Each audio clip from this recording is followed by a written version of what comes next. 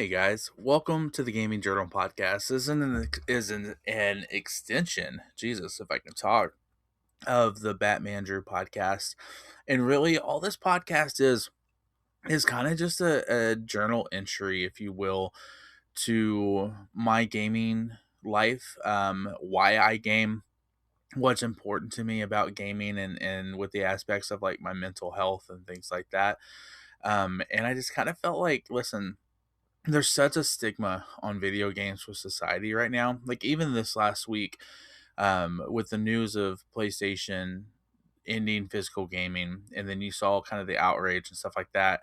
Kind of shifting through some of those videos and looking at the content, a lot of the comments that people made on those videos about it had a lot to do with how adults shouldn't play video games. And I don't understand that. I really don't. I think that that's honestly, truly, I think that that's silly. I think that video games, there's nothing wrong with being an adult playing video games. Clearly, like any hobby, if you go too far, too extreme with it, then yeah, it can be problematic, right? But just on the core surface, there's absolutely nothing wrong with people who want to play video games, adults who want to play video games. And I actually think that there's a positive mental health aspect to it. So that's kind of what this podcast is about. I am not a doctor. I know nothing about mental health and positive mental health.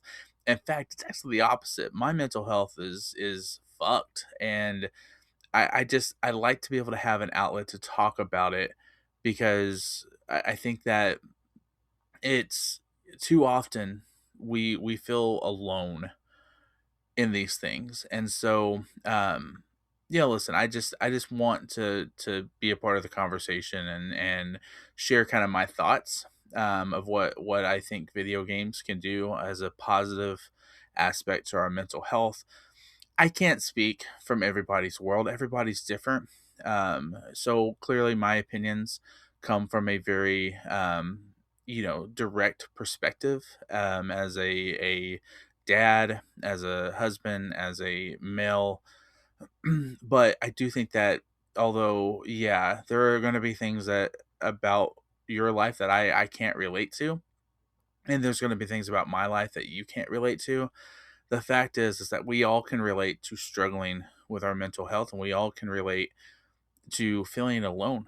And yeah, I just want this journal to kind of help bridge that gap a little bit, if you will, right? So last week we talked about why, or excuse me, not last week, a couple weeks ago. Doing this bi-weekly. We talked about why video games are important, and how they can, various reasons of why video games can be a positive impact on our mental health. And so I kind of wanted to elaborate a little bit more on that conversation. I wanted to break it down a little bit more. So I want to talk about the constraints of the real world, right? So for me, as an adult, as a parent, as a manager, my entire day is defined by boundaries and constraints and then legal and professional consequences. And, really, I'm consistently having to manage myself and staying within the lines of social structure and morality and things like that, and the constraint of self-regulation honestly can be exhausting sometimes, and it drains on our mental battery far too often. Do we find, or excuse me, do we not have an outlet to be able to kind of break a rule and drop our responsibilities and scream into the void? And I think that that's what really is the most taxing on us, right? um when we're having to be on stage at all times. And I think one of the things that, if I'm just being transparent here with this podcast, that me and my wife, I'm even going to say argue, because I know that I'm stubborn with it, and that far too often I bring this negative aspect into our marriage. I always tell her that I feel like I can never have a bad day, because if I have a bad day at work, then like, it hurts my business and the business that I'm operating, right? If I have a bad day at home as a dad, I feel like I'm failing my son. If I have a bad day at home as a husband, I feel like that I'm not providing for my wife and doing the things I need to do for her. If I have a bad day, with friendships and social aspects, then there's this thought in my head that like, well, like, they're not going to want to talk to me anymore. They're not going to be friends with me anymore and things like that. And I know all these things are in my head, but the fact is that I can't help the fact that, yeah, I struggle with that, about not being able to have a bad day. And, it's funny because there's several videos that have come across my For You page, recently. And they're just like what if videos, if like all of a sudden you just break and you go ape shit on someone, if someone's in public talking on their phone on speakerphone, which I think we all fucking hate that. um just being able to walk up to them and feel like you can rip the phone from their hand and throw it against the wall and not have any consequences to your actions. Like, I think we feel that way a lot and wishing that we could just kind of, I don't know, like unleash, if you will, right? Get our frustrations out and get our anger out and things like that.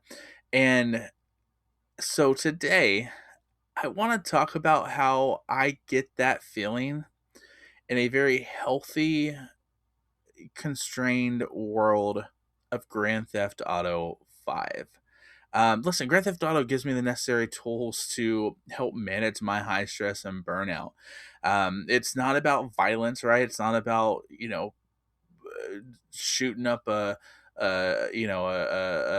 building and trying to like run for the cops and seeing how far I can get and things like that.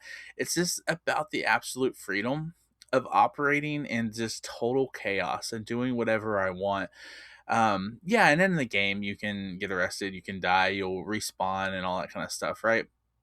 But clearly there's no consequences to your actions whenever you're playing Final Fantasy 6. And I think that that kind of mind-numbing gameplay, it is healthy to be able to have. At least for me it is, right? So like when I'm having, a day where, every single decision carries a massive real world like ripple effect in my life and my brain just craves that kind of nine mind-numbing nonsense. Still in a car and driving it off a cliff or causing, an absolute scene in Los Santos requires zero heavy cognitive load, for my brain. Like it lets my executive brain that always has to be on for work shut off for a little bit. It lets my husband and dad brain um recharge and allow me to be able to, if you will, like digitally or virtually scream into the void, right, through the course of video games without any consequences or fallout. In the real world, if you mess up, if people get hurt, if sales drop, if your bills don't get paid, there are real world consequences. But in Grand Theft Auto 5, if you crash a plane, or get busted by the cops, you walk out of the hospital, you lose a few digital bucks, and then you're at it again. And it satisfies the human desire to just see what happens when you push things to the limit, but also with a built-in safety net, right? And again, I know that there are going to be people out there who think video games are absolutely silly and think that that kind of nonsense has no place in the world. But listen, at the end of the day, if it makes you feel better and it helps to reset and recharge you, there's nothing wrong with that. Like in real life, it's full of like, I can't do this or I can't do that. But when you have a sandbox game that shifts the phrasing to, to what if I tried this, even if it's crazy, that unrestricted freedom acts as a powerful measure valve, excuse me, pressure valve, if you will, for our stress levels, right? It allows us to be able to decompress a little bit without, having to obviously face our real world consequences. And I know that for some people that might sound silly, but for me, it's extremely needed. I need to be able to have that kind of senseless chaos in my life. Like, I my staff gives me a hard time because I always tell them if they ask me something or tell me something, they need to send it to me in an email because if they don't, I'll 1000% forget. And the thing with the reason why behind that, and I've kind of helped them understand this, is that I do so much throughout my day. I operate so much and there's so much information going in and out of my brain at all times that it's insane that I don't forget more, right? And I think that, shows just like, and I know I'm not alone in this, like just how our brain never shuts off throughout the course of the day.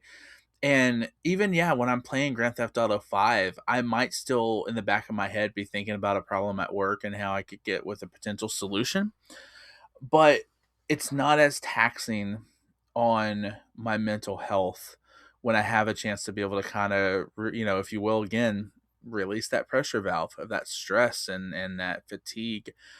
And I think that that's healthy. I really do. And there might be people out there who, um, disagree with me, and then that's fine. But at the end of the day, this is about you and your mental health and me and my mental health. So I feel like, for me, I can use that escapism as a healthy way to be able to kind of deal with those mental health struggles, right? But here's the thing: escapism versus reality, and the reality check here is that we need to address the elephant in the room. Critics love to point out that Grand Theft Auto, it being something as something that breeds real world aggression, right? Um, I've been playing Grand Theft Auto since the first one came out. I don't know, 20 years ago, right? I have never gone out and done anything in real life that you do in Grand Theft Auto. Even the things that you can do legally in Grand Theft Auto, I don't do that shit in real life, right? But also there's the child aspect of it, right? Like how old should someone be? It's obviously rated M for mature, so how old should a kid be before they're able to play those kind of games? And then, I remember growing up, there was a lot of talk about video games and whether or not they were, causing more violence and teaching our kids. They were going to all grow up to be murderous criminals and things like that. And clearly, I think that we've seen after some time that it's not about the video game that the person's playing. It's about um, the positive, parental impact or lack of that a child has that can really make a difference. I grew up without a dad. My dad died when I was a kid, and even before he passed away, he was nothing but a drunk. So, the memories I do have about my dad are not great memories. And being able to watch Grayson run around free, having parents that love him, and are trying to teach him things, and listen, like there are some things. My wife, when my kid goes crazy and does something silly or funny, my wife, she'll look at me and be like, "That was you as a kid," and I'll kind of laugh and things like that. But it it wasn't me as a kid. Me as a kid, like, had very physically and emotional abusive parents, and then I had two older brothers who were significantly older than I was, and so I was basically an only child. And so I didn't get the freedoms that Grayson gets right now. I didn't get when I was a kid. And when you're talking about like video games, for example, like I played some extremely violent video games. When especially growing up as a kid, and it didn't lead me to be this crazy violent person, and I didn't have the strong parental aspect that I hope that we're providing for my son now. And so my point to all of that is that, like, you know when it comes to the escapism versus reality, and how Grand Theft Auto again could be perceived as breeding real world aggression, I think that we need to frame it the exact opposite way. We know that we would never do these things in real life, and I think that there's a sense of morality there that we all have. And we don't want to just necessarily be criminals, but we do want to be free. And I think the game acts as a clean philosophical way, or psychological way, excuse me, to creating boundaries that allow us to be able to operate in that kind of chaos and do it safely on a screen. You actually purge the accumulated work stress that you have throughout the week, the stress of being a parent, the stress of providing for your family. and it leaves you patient and grounded where at the end of the day, when you turn off your console, you're ready to step back into that reality. And looking at Grayson, who's 5 years old right now, he loves playing games where there's beat 'em up, fight 'em games. He likes the violence part of the aspect because he knows that he can't necessarily do that in real life. So right now it's big on superheroes, but it's still, I think it's even healthy for him to be able to get out some of that fun and aggression, right? While we were playing Minecraft, he and I were just playing Minecraft last night, and we were playing on Survivor, and he pissed me off. So I was like, fuck it, I'm leaving, dude. And I literally left the village and went off on my own, which he hates when I do that. But he we were getting close to, it was dark, and I built myself a shelter, and he saw that I couldn't go to bed because there were a bunch of monsters around, and I didn't have any swords or any kind of weaponry. And Grayson was like, "I'm coming, Dad," and takes off running to find me, to help me with the creatures that wouldn't allow me to be able to go to sleep. And he broke into my house and created a bed, and we went to sleep for daylight the next day.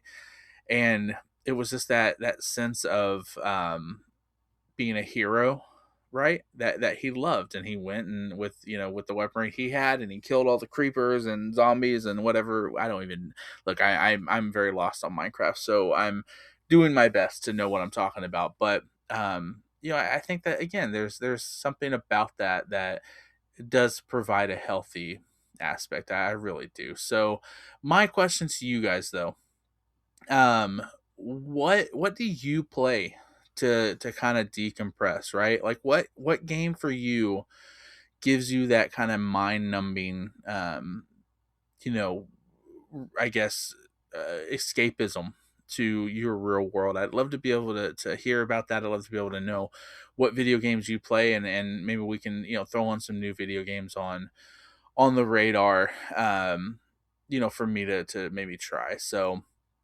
um, other than that, like the weekly game log, I just finished Final Fantasy 7. I just finished Final Fantasy 6 as well. Love both of those games. Play Final Fantasy 7 remake, and I'll have a follow up video on that one. I'll also have a review of Final Fantasy 6 coming up. Then, of course, the Materia Junction podcast, which is the Final Fantasy only podcast that me and the Dad Man do. We'll talk in depth about Final Fantasy 6 here in a couple of weeks, or a couple of months, excuse me.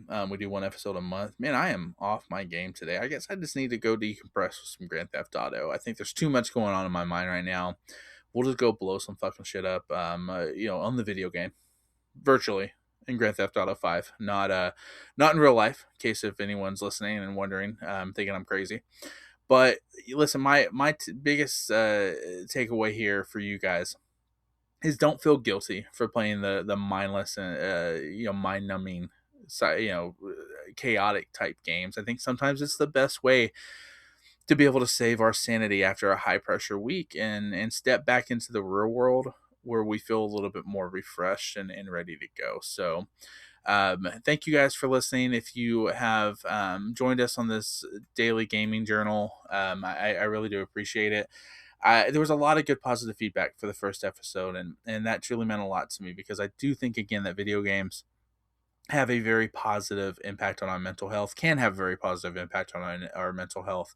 And I think it's important for us to really be able to talk about those things. So, guys, again, thank you for joining us on the Gaming Journal podcast. I don't really have an outro for this, so bye.